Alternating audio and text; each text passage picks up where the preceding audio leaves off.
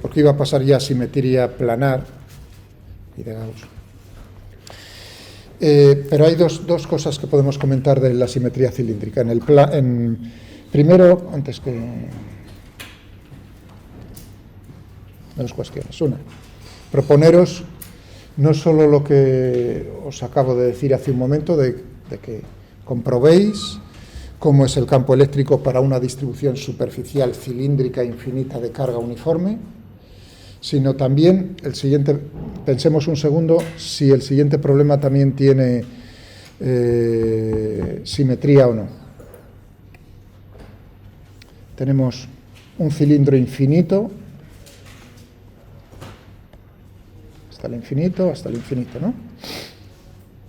De radio R, pero ya la carga es una carga volumétrica, ρ, pero ya no es uniforme.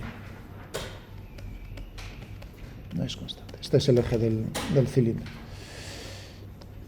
Si la densidad únicamente depende de la distancia al eje, ¿de acuerdo? Por ejemplo, o sea, digamos, ya con eso simplemente, pero para que os hagáis una idea, ¿cómo sería eso? Pues, por ejemplo, un valor constante, ¿no? Rho sub 0, y luego, pues, que una constante C por R, por ejemplo. Es decir, que si Rho 0, imaginaos que todo es positivo, pues que aquí tendría un valor en el eje, ¿no? La densidad volumétrica, y crecería según me voy alejando. Este sería un ejemplo. Pero simplemente hay infinitos casos, que dependa de la distancia del eje. ¿Hay simetría cilíndrica o no?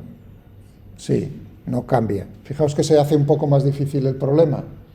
¿Dónde se hace más difícil? A la hora de calcular la carga dentro. Es decir, por ejemplo, si nos cogemos en puntos dentro, en uno de ellos, ¿no? Tendríamos que escoger, pensar la superficie imaginaria, entonces tener que buscar cuánta carga tenemos ahí dentro. Claro, pero ya no va a ser tan sencillo como el volumen por la densidad ρ, porque ρ no es constante. Entonces, esto sería la integral volumétrica V de ρ por diferencial de V. En el caso ¿cómo podríamos hacer esta integral, que es una integral estrictamente triple, en una integral que sea en una sola variable? Uno dice, realmente esto es la suma de capas infinitesimalmente gruesas, de capas cilíndricas, ¿no? ¿De acuerdo? Sobre la capa tendremos la misma densidad volumétrica, de un espesor diferencial de R. Es decir, que en ese volumen infinitesimal, por aquí, si todo esto es L, el diferencial de V, ¿cómo va a ser? 2πr diferencial de R por L. O 2πrl diferencial de R, si queréis.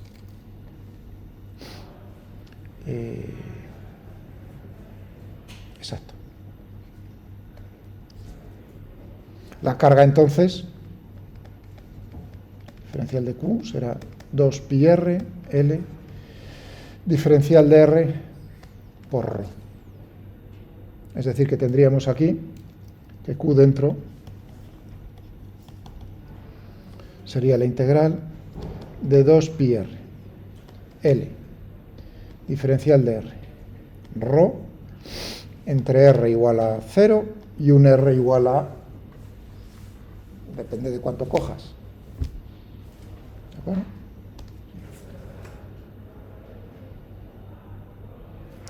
Como veis, lo único que tengo que decir es cómo es ρ. Si pongo, por ejemplo, este caso, pues tendríamos aquí ρ sub 0 y tendría que hacer esa integral. Si es para puntos fuera, entonces naturalmente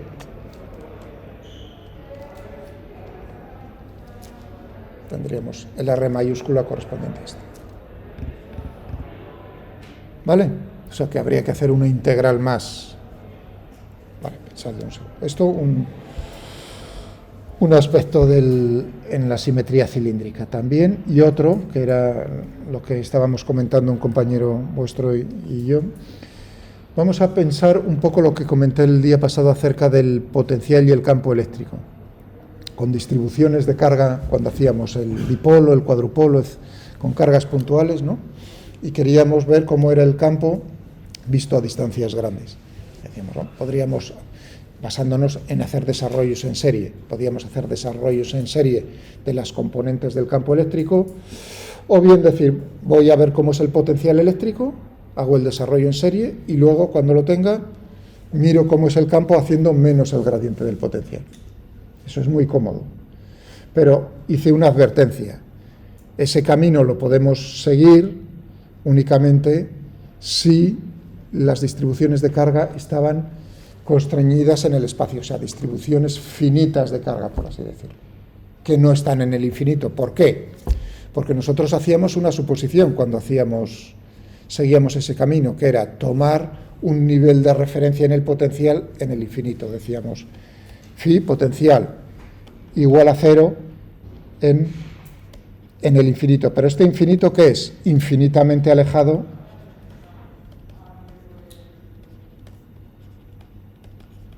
de las cargas.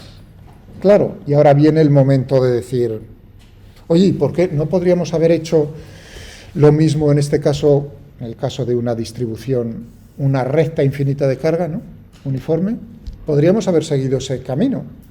Podríamos haber dicho, pues, oye, busquemos el potencial y hago menos el gradiente. Y entonces solo tendríamos que hacer la integral para el escalar potencial. Fijaos que en el caso del campo tendríamos que hacerlo para tres componentes. Bueno, con esta simetría tendríamos que dos de las componentes serían 0, únicamente nos quedaría la que hemos visto anteriormente, perpendicular. Pero uno podría decir, ¿podríamos hacerlo así? ¿Sí o no? Tendríamos un punto del espacio. Tendría que buscar cómo es en ese punto del espacio el potencial, no E, sino phi. En ese. Pongo los ejes y digo, este es el eje Y, este es el eje X. Contribución del potencial de este diferencial de Q. O sea, sería el camino que uno diría, pues haz lo mismo. Entonces tendríamos que el potencial, si uno lo piensa hacer así, la suma de la contribución para todas ellas.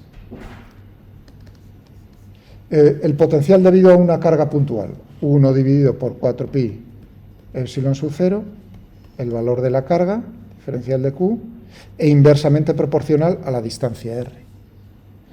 Y ahí es el momento donde uno ya va a meter la pata, o ya la ha metido. Porque uno dice, sí, efectivamente, para una carga puntual, el valor del potencial es este.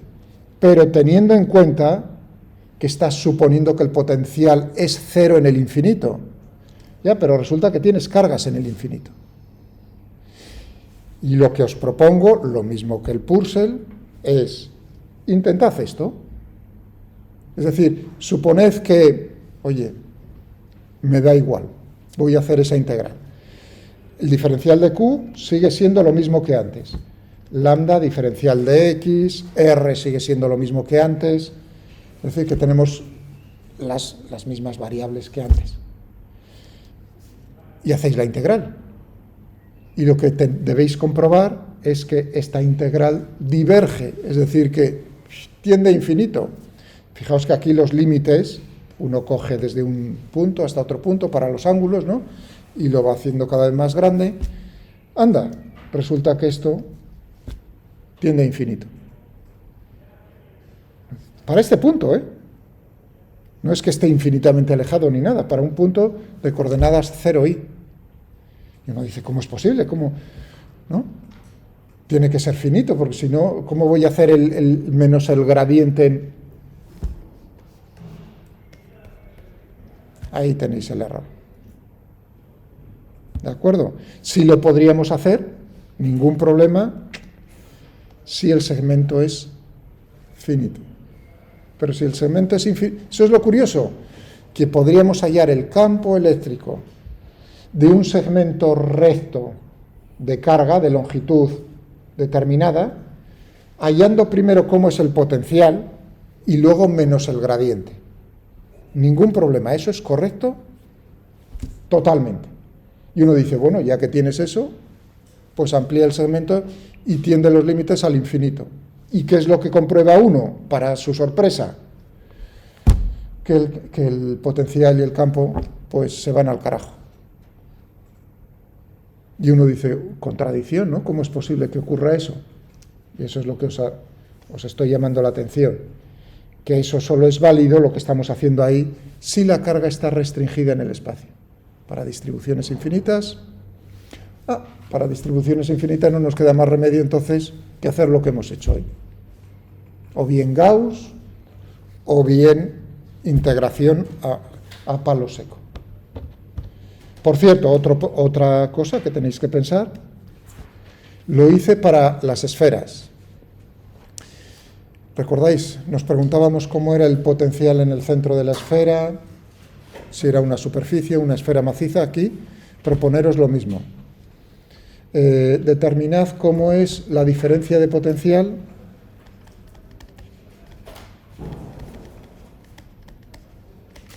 entre dos puntos. O sea, tengo la recta infinita de carga, lambda, uniforme, pues decir, cómo es la diferencia entre dos puntos, entre este, o este y este. Estos, digamos, que tiene la ventaja de que uno que ve, están alineados, pero pueden estar, no tienen por qué estar alineados. Uno a una distancia R1 y otro a una distancia R2. Y quiero saber cómo es la diferencia de potencia. ¿Alguna idea? No queda más remedio que cogerse menos lo mismo que hicimos en las esferas. Y ya está. ¿Vale? ¿Podéis sospechar alguno por dónde va a ir los tiros en la diferencia de potencial? A ver cómo la cabeza, cómo la tenéis de... Va a ser una integral en la que me aparece E. Y E era inversamente proporcional a la distancia, 1 dividido por R. Es decir, que voy a tener dentro de esa integral 1 dividido por R. Y uno dice, el diferencial de este, diferencial de L, ¿cómo va a ser? Hombre, cuando no están alineados uno diría, difícil, ¿no? Pero tú siempre puedes el camino hacerlo plaf, plaf.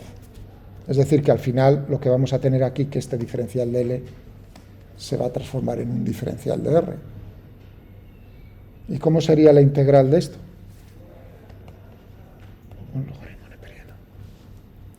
Es decir, que comprobad que en la diferencia de potencial, en este problema, lo que nos va a aparecer es el logaritmo neperiano, los límites con las constantes correspondientes, entre pues, R1 y R2. ¿Ok? Muy bien. Vale, pues pasemos al tercer caso, que es la simetría planar.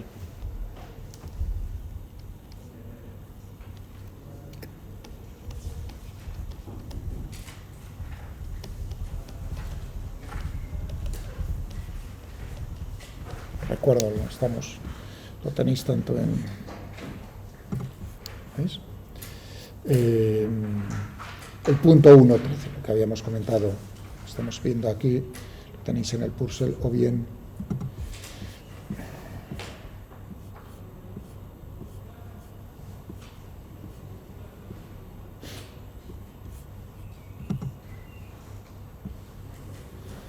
bueno, aquí el orden es diferente.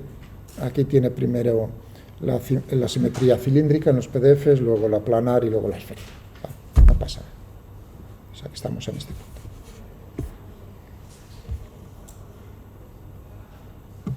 ¿De qué se trata? Ejemplo.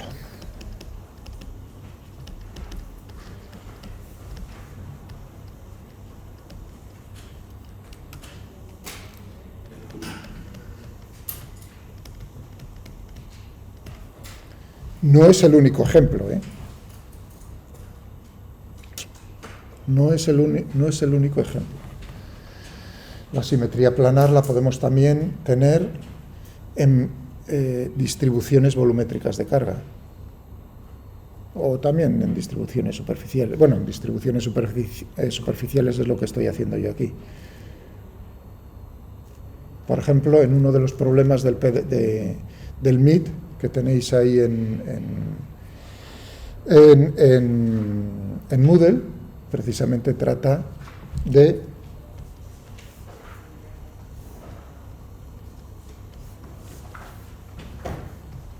una distribución infinita de carga. Estoy haciendo solo cogiéndome un trozo de espesor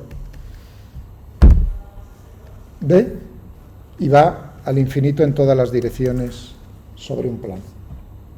¿Bueno? Esto tiene una densidad volumétrica de carga, supongamos que es constante. Entonces nos piden calcular en ese problema cómo es el campo eléctrico en cualquier punto del espacio. Eso significa que tienes dos zonas realmente. Puntos fuera y puntos dentro, otra vez. Bueno, pues para poder hacerlo para este problema, vamos a hacerlo primero para el caso sencillo. Plano infinito de carga. O sea que tenemos... va al infinito en todas estas direcciones. Y si es una distribución superficial de carga, hablaremos de densidad superficial, sigma. Coulombios por metro cuadrado. Hemos dicho que es constante, tiene el mismo valor en todos los puntos del espacio. Vale, pues vamos a por ello. Nos piden calcular cómo es el campo eléctrico en un punto, da igual por arriba o por abajo,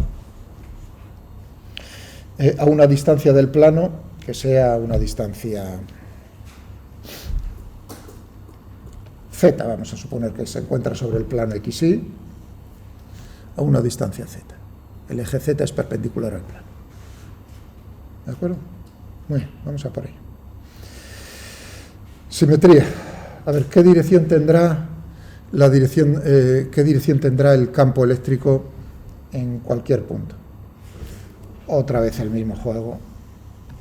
Uno podría coger y decir, pues tiene una dirección que no es la dirección perpendicular al plano. Estupendo, se me cae el bolígrafo, me hacéis la broma, me lo giráis con respecto al eje Z, yo me vuelvo a levantar, claro, si gira también ese vector, ¿no? Yo me levanto y digo, bueno, yo veo lo mismo, lo que no puedo tener es que el campo eléctrico tenga dos direcciones diferentes para distribuciones que son la misma distribución.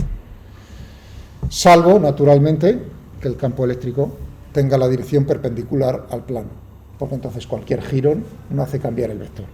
Hacia afuera si es carga positiva y hacia adentro si es carga negativa. Genial, estupendo. Otra cosa, todos los puntos que se encuentran a la misma distancia, en principio, tienen que tener la misma magnitud del campo eléctrico. Bueno, aquí me voy a adelantar, vamos a comprobar que va a ser independiente de la distancia. Pero cuidado, esto lo estoy adelantando, es lo que voy a comprobar. Yo ahora mismo, tal como estoy, solo puedo decir todos los puntos que se encuentran a la misma distancia son equivalentes. Ahora, superficie imaginaria que tengo que aprovecharme de eso. ¿Qué tipo de superficie? Tengo que hallar naturalmente, aplicar la ley de Gauss, tendré que hacer a esa superficie imaginaria, ¿no?, para poder ver cuánto es Q dentro, para poder aplicar esto, la ley física, la ley de Gauss. Entonces, aquí viene el problema. ¿Qué es cojo? Tiene que ser cerrada. Difícilmente en todos los... Me pasa lo mismo que en la simetría cilíndrica. Todos los puntos de la superficie no vas a poderlos tener a la misma distancia. Pero sí, uno diría, bueno, un cilindro. Vale, yo voy a hacerlo un poco más general. ¿Por qué tiene que ser un cilindro de sección circular? Por ejemplo...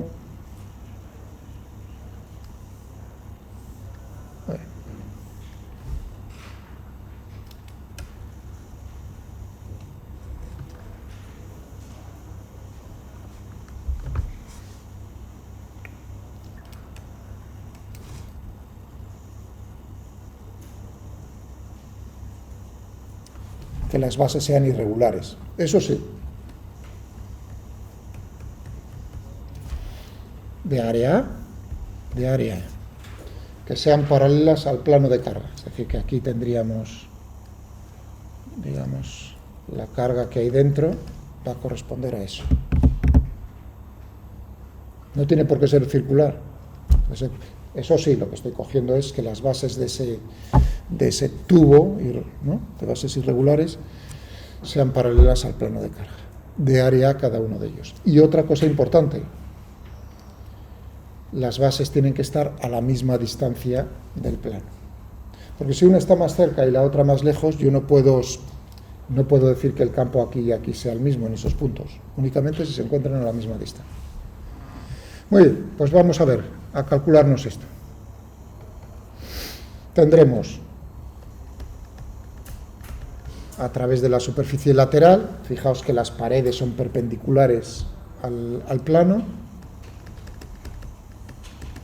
más 2 veces, por la simetría, 2 veces el de una base.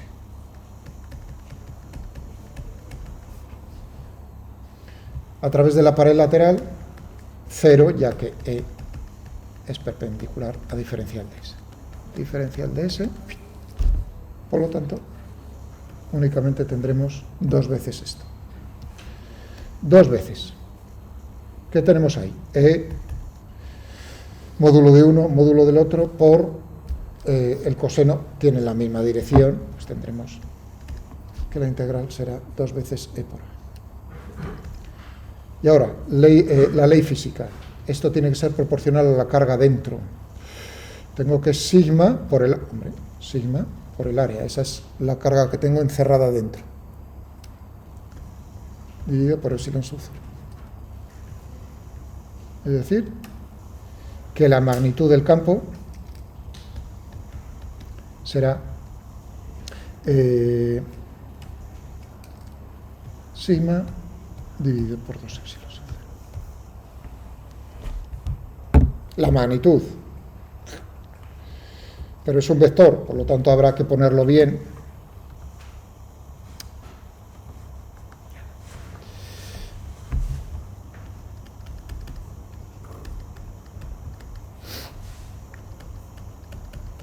Habíamos dicho que la dirección perpendicular era el eje Z, pues entonces tendríamos sigma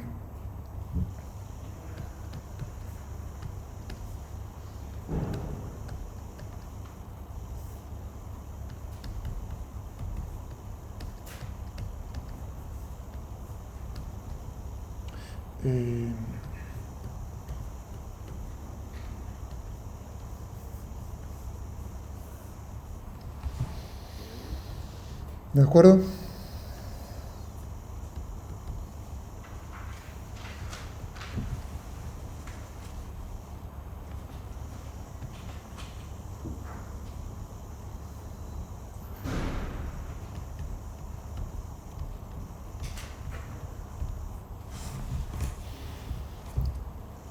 Anda, el campo eléctrico tiene una discontinuidad justo donde se encuentra la carga.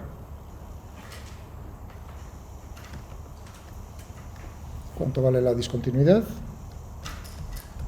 Sigma.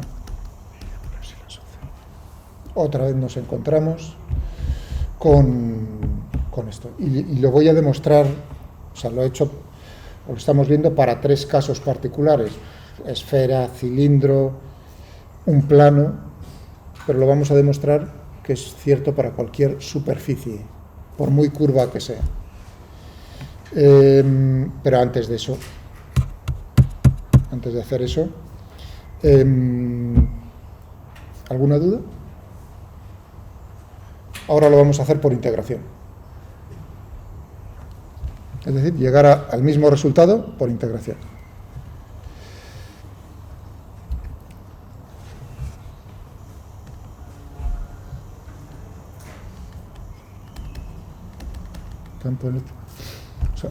Y llegamos a una conclusión bonita, repetir lo que dije hace un momento.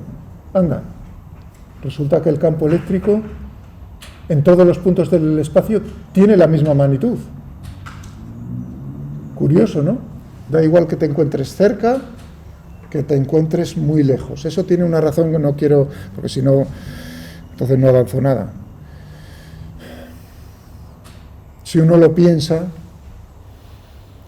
el campo eléctrico de cargas puntuales es inversamente proporcional al cuadrado de la distancia. Pero claro, si tú vas cogiéndote, es decir, que si tú te vas alejando del punto justo que está perpendicularmente al plano, ¿no? Te vas alejando en puntos sobre el plano cada vez más lejos, claro, al principio el campo eléctrico, la contribución es más pequeña, pero claro, la carga que vas teniendo según te vas alejando todos los puntos, ¿no?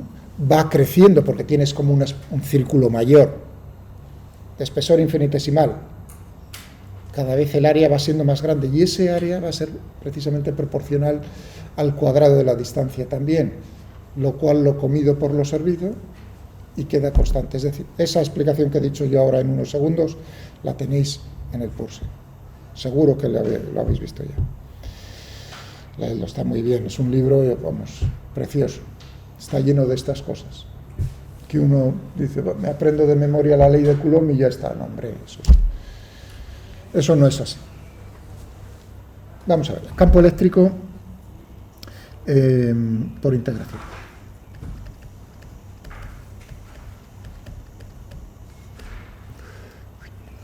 En este problema. Vamos allá. En este punto. Componente Z. O sea que el eje Z está por aquí, si queréis, y X. 0, 0, Z. ¿Qué hacemos? Cogernos, si es por integración, o sea, por superposición, tendré que cogerme una carga infinitesimal diferencial de Q, ¿no? En un punto del plano y ver cómo es el campo eléctrico que crea. Tendríamos un diferencial de E, tendríamos 1 dividido por 4pi epsilon sub 0, 1 dividido por r al cuadrado, siendo r la distancia, y por el vector unitario r, que sería en esa dirección. Claro, uno dice, bueno, tendríamos la componente X, integrarlo todo me daría el campo eléctrico de todo el plano. Eso es lo que buscamos. Pero vamos a hacerlo más, serían 3 componentes. ¿Necesito todas ellas? Hombre, realmente no, porque si tengo uno por aquí, tendría otro por aquí, que me daría, se anularían a pares. Pero además todos los puntos que se encuentran sobre el plano a la misma distancia r, una circunferencia de radio r, tienen la misma intensidad del campo en este punto del espacio. ¿De acuerdo? Por lo tanto, realmente aquí uno ve eso y dice, anda, el problema lo voy a reducir a un paso anterior, que es cómo es el campo eléctrico creado por un anillo infinito, por un anillo de carga.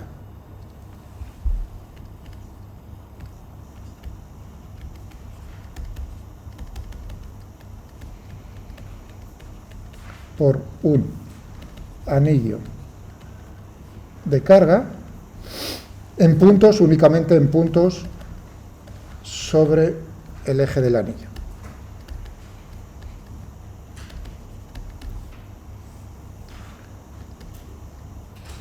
Si consigo eso, conseguiré el plano. ¿Estamos de acuerdo? Esta distribución, o sea, esta es una distribución lineal, superficial o volumétrica de carga. ¿De cuál de las tres?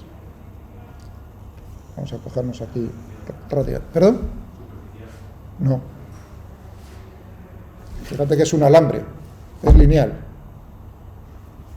¿No? Es una circunferencia. Lo mismo que en una recta, pero le das. Por lo tanto, aquí hablaríamos en todo caso coulombios por metro, de radio R. Y en un punto sobre el eje Z, o sea que tendríamos los mismos ejes, a una distancia 0, 0, 0, Z. Vale. El campo.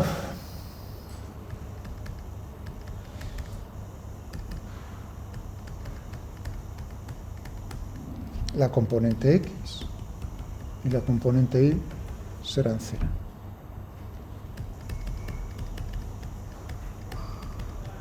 La suma de las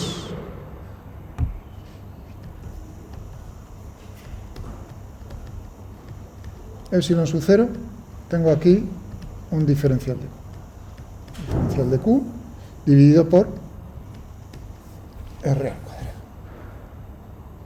Y por el, cuidado, estamos en, o sea que si tengo esto, tendremos, y este es el ángulo θ, pues por el coseno de θ. ¿Entendido? Muy bien. ¿Cambia para todos los puntos sobre el anillo, cambia r y cambia θ? No, por lo tanto sale fuera de la integral.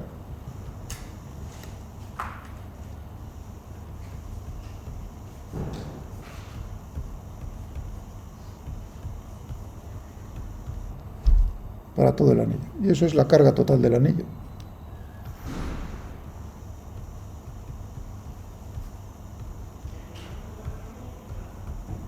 Siendo Q la carga total del anillo. 2πr por lambda. Porque es uniforme, lo he dicho. Bueno, coseno de θ. O sea que tendríamos aquí Q, 4pi, epsilon sub 0. Si esto es θ, esto es θ. ¿Y el coseno de θ cuánto va a ser? Z dividido por R.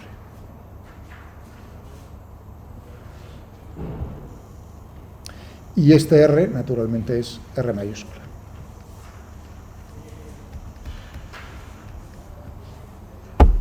Ya está. Vamos a ponernos por aquí.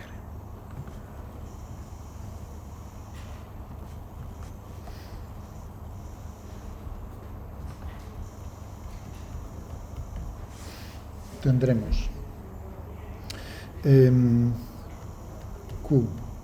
4pi, epsilon sub 0, Z dividido por R. Si lo pongo en función de la carga total, en función de R, tendríamos 2pi R, lambda, Z,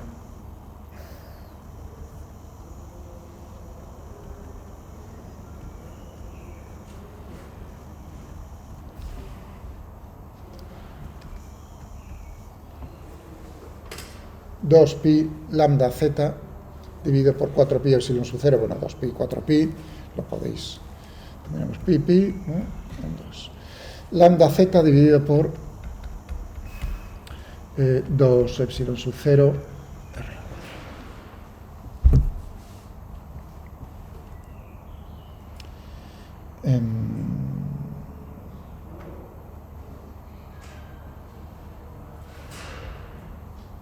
Bien. Y algo he hecho mal. ¿Qué he hecho mal? ¿Qué hice mal? Hace ya 1 minuto o 2.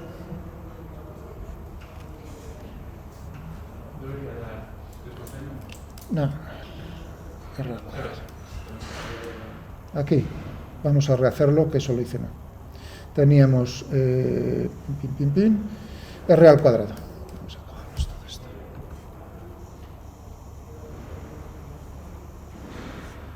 Me llevaba sospechando, digo, estás metiendo la pata. O sea que tendríamos 1 dividido por 4pi epsilon sub 0. Diferencial de Q. Y r al cuadrado. Mira que soy z cuadrado más r al cuadrado. Cuando puse r minúscula es r mayúscula y había puesto el automático. Por coseno de θ. Y el coseno de θ era...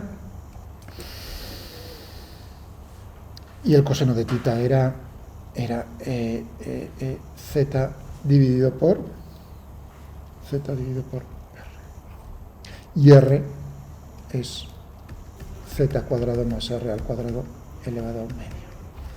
Por lo tanto, lo que tenemos aquí, ahora sí correcto, Esto está mal.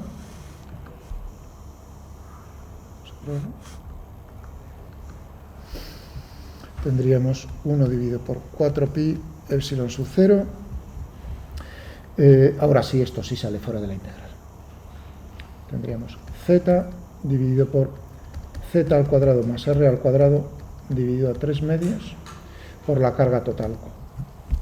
Eso sí es correcto. ¿Vale? Lo mismo que antes, podemos poner la carga Q en función de es igual a 0, z al cuadrado más r al cuadrado. 2pi r lambda. Una de estas dos expresiones es la que podemos. ¿Sabéis dónde me di cuenta al final ya que estaba haciendo el gilipoa? ¿En qué momento? Al final dije, menuda burrada que les has metido.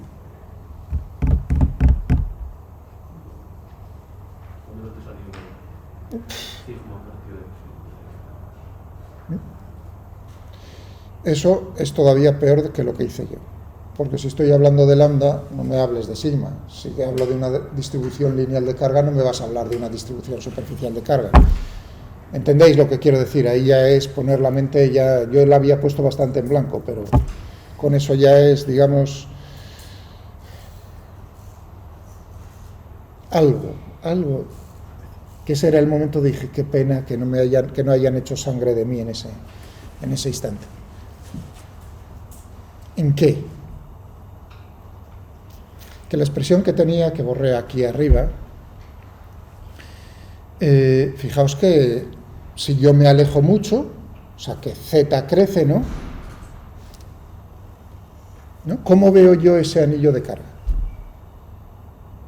Como una carga puntual. Fijaos, cojo un anillo, ¿no? Ponéis un anillo ahí, muy lejos donde la ventana, y yo veo casi como un punto. Entonces, el campo eléctrico me debería tender a 1 dividido por esa distancia.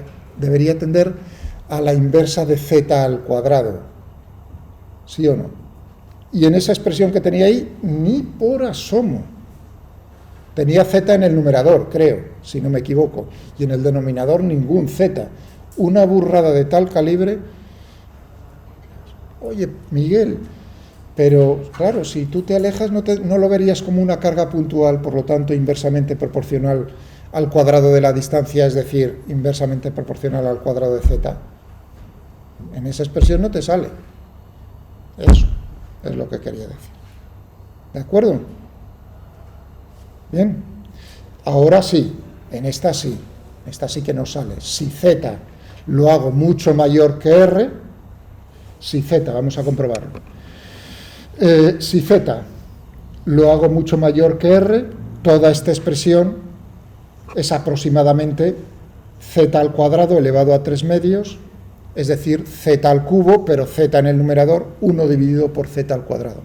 Y lo que me queda es, si z es mucho mayor que r, 1 dividido por 4pi epsilon sub 0, q, la carga total del anillo, dividido por z al cuadrado. Y eso sí. ¿Entendido? Vale. Tenemos la del anillo. Hombre, podíamos, fijaos que en el plano tenemos que llenar todo de anillos. En particular, un disco. Si el disco lo hago tender, es decir, que ahora el siguiente paso, de manera natural, es, por integración, haya cómo es el campo eléctrico de un disco, de una distribución superficial de carga, de radio R,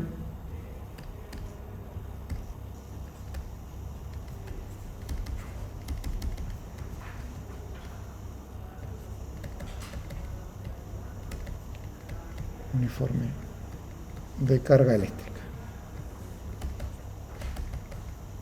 Ahora, sigma es constante.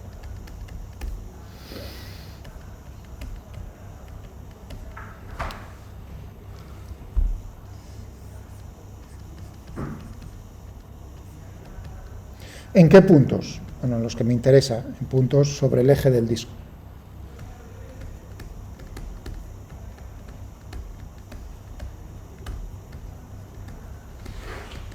En puntos, eje. Imaginaos que no hemos hablado nada hasta este momento, o sea, que llegamos y digo, tengo un disco, una carga distribuida sobre la superficie de un disco. Densidad superficial sigma constante. Hallar el campo eléctrico. ¿Podríamos hallar el campo eléctrico a través de la ley de Gauss? O sea, apoyándonos en la ley de Gauss.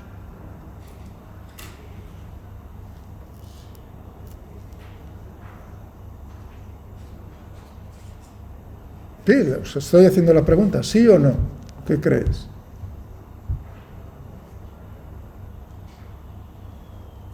No os preocupéis, esto siempre ha sido lo mismo, hasta el día de la jubilación, y que es ahí donde yo me doy cuenta, primero, o sea, no es inmediato, o sea, eso es mucho, es imaginación, es decir, se habrán dado cuenta, la ley de Gauss, fijaos que os insisto, es siempre válida, es una ley física que se cumple en este universo, ¿no? O sea, que eso es cierto. Otra cosa es que me sea útil a la hora de determinar cómo es el campo eléctrico. Y en este caso, no, lo siento. Porque para eso, sí, por supuesto que tú te puedes coger, esto es cierto, no hay ningún problema. Y uno diría, bueno, ¿y ahora qué superficie te coges? Porque yo lo que quiero es E. Por ejemplo, E en estos puntos del eje, no hago ningún truco, en puntos del eje. ¿Y ahora qué hago? Digo, eso es cierto, ¿y ahora qué superficie cojo? Una esfera. ¿Sí? ¿Una esfera de qué? ¿De radio R o más grande? ¿Qué hago? Bueno, si es una esfera, entonces está solo a distancia R. Claro, entonces tendría que ser más grande. Si Z es... Ningún problema. El flujo a través de esta esfera tiene que ser el Q, o sea, sería Q pi R al cuadrado por sigma. Superficie por... el área de la superficie por la densidad superficial de carga. Ningún problema. Ya. Pero sigo teniendo... ¿Cómo es el campo eléctrico en este punto, y en este punto, y en este punto, y en este punto? No tiene ni la misma magnitud, ni siquiera sé cómo es la dirección. Hombre, sé que por aquí, por simetría, lo único que puedo decir es que a la misma distancia en este punto y en este punto del plano, sí voy a tener, digamos, direcciones que van a ser similares, una hacia arriba y otra hacia abajo. Pero en este punto, no lo sé, no tengo ni idea. La simetría del problema no me permite saber cuál es la dirección del campo. Por lo tanto, se cumple la ley de Gauss, pero no puedo obtener el campo eléctrico. Sí me lo permite para un plano infinito, como habéis visto en ese caso, sí. En ese caso yo puedo saber cómo es la dirección del campo. Pero en este caso no. ¿Está eso claro? Muy bien, pues volvamos otra vez, no nos queda más remedio que intentarlo por integración. ¿Sería posible, a ver si lo habéis pillado, sería posible, hombre, para hallar el campo eléctrico en este problema, Miguel, te voy a hallar primero el potencial eléctrico y luego el campo eléctrico, ¿sí o no?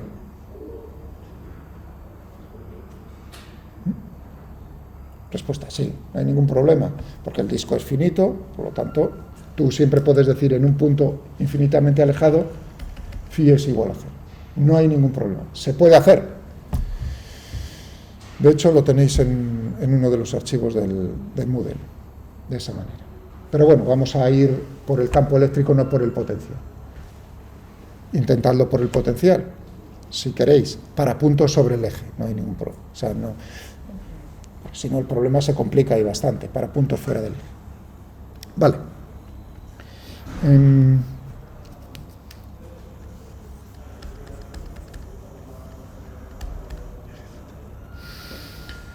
¿Qué voy a considerar? El disco,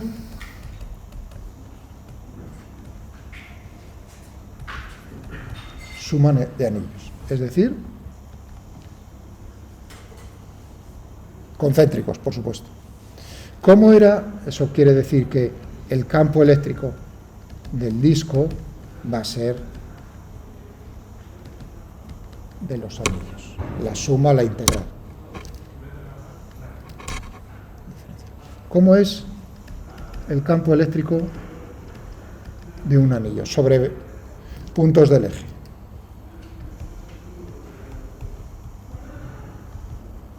En los anillos, ¿no?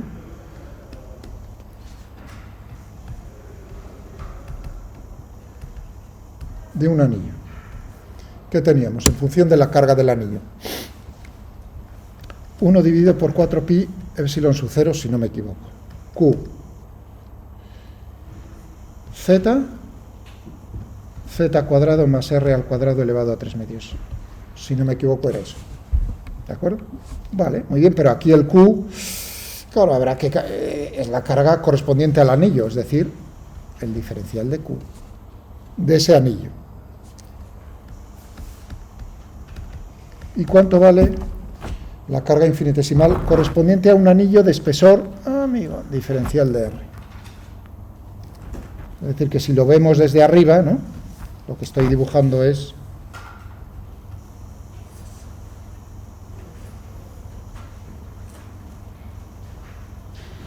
esta es la carga diferencial de Q. Desde R hasta R más diferencial de R. Corto, estiro, tendremos entonces que será 2πr diferencial de R, ese será el área, por sigma. Es decir, que tendremos aquí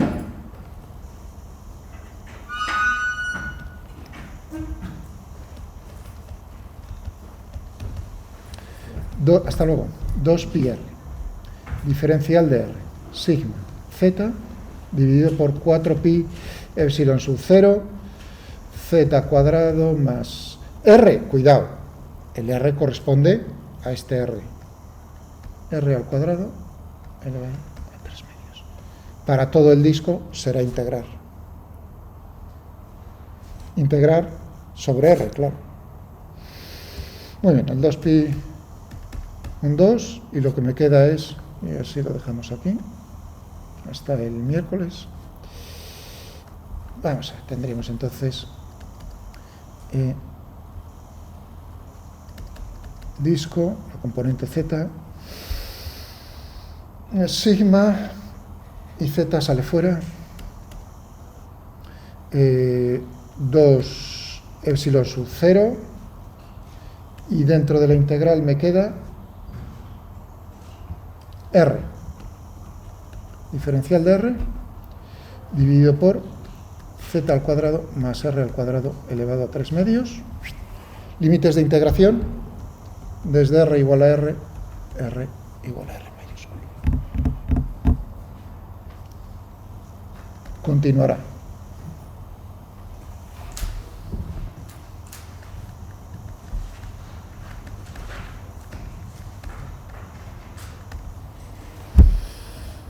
¿Vale? Ahí lo dejamos. Pero vamos, es una integral muy sencilla. Por favor, salda un poco para el miércoles ya.